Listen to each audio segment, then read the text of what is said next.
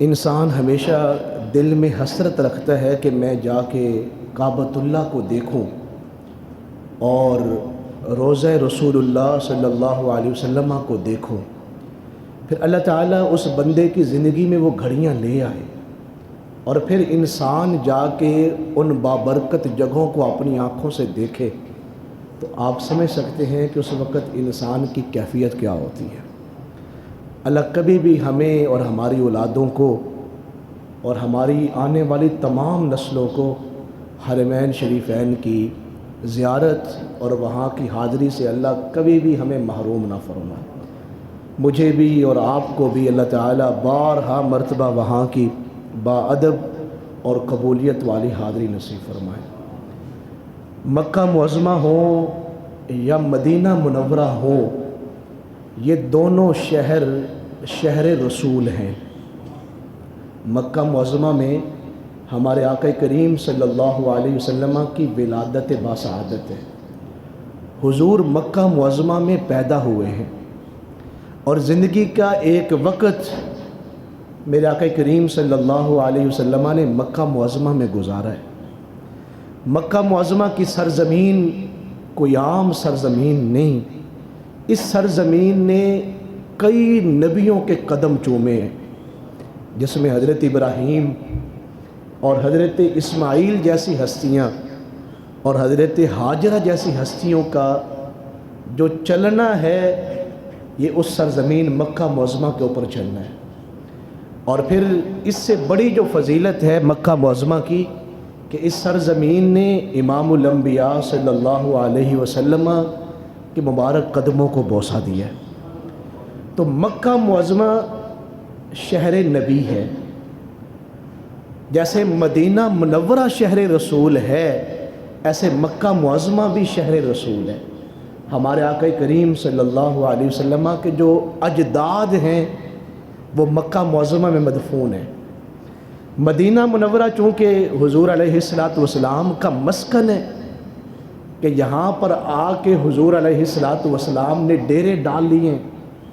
اور عام کبھی آپ نے چیک کیا ہو، محبت تو دونوں شہروں سے بڑی ہے، کوئی کسی شہر کی عظمت کو گھٹا نہیں سکتا، لیکن قدرتی اور فطرتی جو محبت ہے انسان کی، اہل ایمان کی، وہ مدینہ منورہ سے زیادہ ہے۔ اس کی وجہ کیا ہے؟ اس میں ہمارے آقا کریم صلی اللہ علیہ وسلم کی دعا ہے۔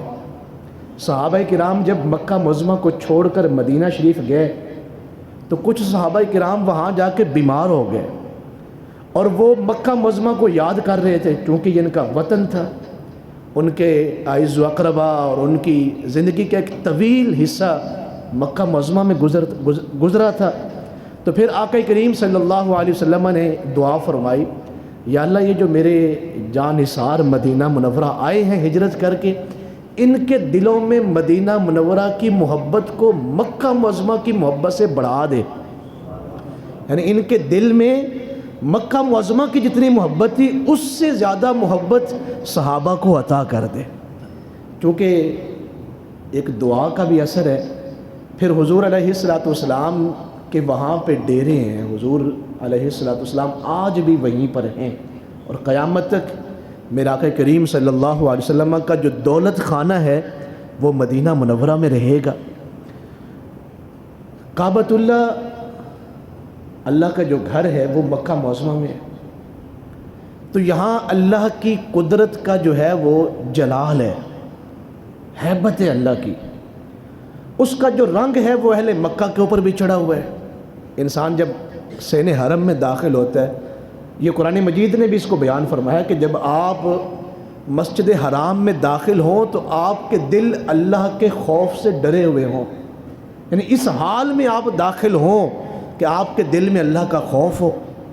تو انسان جب سین حرم میں داخل ہوتا ہے مکہ معظمہ میں تو اس کا دل ڈرا ہوا ہے، اور اس کے گناہ اس کے سامنے ہیں، اور زندگی کی جو خطائیں ہیں وہ اس کے سامنے ہیں،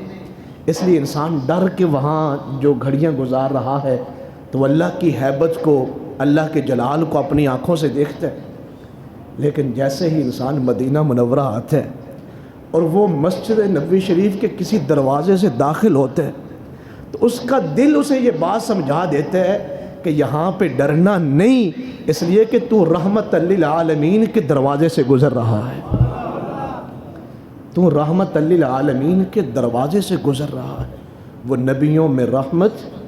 لقب پانے والے، مرادیں غریبوں کی بھر لانے والے، وہ اپنے پرائے کا غم کھانے والے۔ مکہ معظمہ میں جو لوگ گئے ہیں آپ میں سے وہ جانتے ہیں کہ وہاں جو ڈیوٹی پر مامور افراد ہیں گورنمنٹ کی طرف سے، ان کے لہجوں میں تلخی ہوتی ہے، کتنی زور سے وہ پکار رہے ہوتے ہیں، یلا حاجی، تال تال تال حاجی، کہ یہاں سے چلتے رہیں چلتے رہیں۔ لیکن کبھی آپ مدینہ منورہ میں جائیں تو وہاں جو لوگ ڈیوٹی کر رہے ہیں وہ آپ کو یلا حاجی کہہ کے نہیں بلاتے، بلکہ وہ ایک مخصوص آواز نکالتے ہیں، جیسے ہم کسی کو بلاتے ہیں نا ایسا آواز میں ایک آواز نکال کے، وہ اس طرح کی آواز نکالتے ہیں، اتنے زور سے نہیں بولتے، اس لیے وہ جانتے ہیں لا ترفعوا اصواتکم فوق صوت النبی، کہ یہاں پہ آواز جیسے اونچی ہوئی تو ساری زندگی کے اعمال ضائع ہو گئے۔ کبھی مکہ معظمہ میں آپ خریداری کریں، اگر آپ دکاندار سے دوسری یا تیسری مرتبہ ریٹ پوچھ لیں تو وہ کہتا ہے حاجی کسی اور دکان سے دیکھ لیں، لیکن کبھی مدینہ منورہ سے خریداری کریں تو ان کے لہجوں میں مٹھاس ہے، ان کی باتوں میں جو ہے وہ رس گھلا ہوا ہے۔ اس کے پیچھے وجہ کیا ہے کہ یہ رحمت للعالمین کے شہر کے باسی ہیں، یہ حضور کے شہر کے رہنے والے۔ تو مکہ معظمہ کی بڑی محبت ہے اور بڑا مقام ہے مکہ معظمہ کے لیے کہ یہاں میرے آقا کریم صلی اللہ علیہ وسلم کے اجداد جو ہیں وہ مدفون ہیں، حضور علیہ السلام کے جو بڑے اجداد تھے وہ یہاں پہ مدفون ہیں، لیکن حضور کے جو اہل بیت ہیں وہ مدینہ منورہ میں مدفون ہیں۔ میرے آقا کریم صلی اللہ علیہ وسلم کے بیٹے جنت البقیع شریف میں، میرے آقا کریم صلی اللہ علیہ وسلم کے بیٹیاں مدینہ منورہ میں، تو اس لیے وہاں کی جو حاضری ہے یہ بڑے نصیب کی بات ہے۔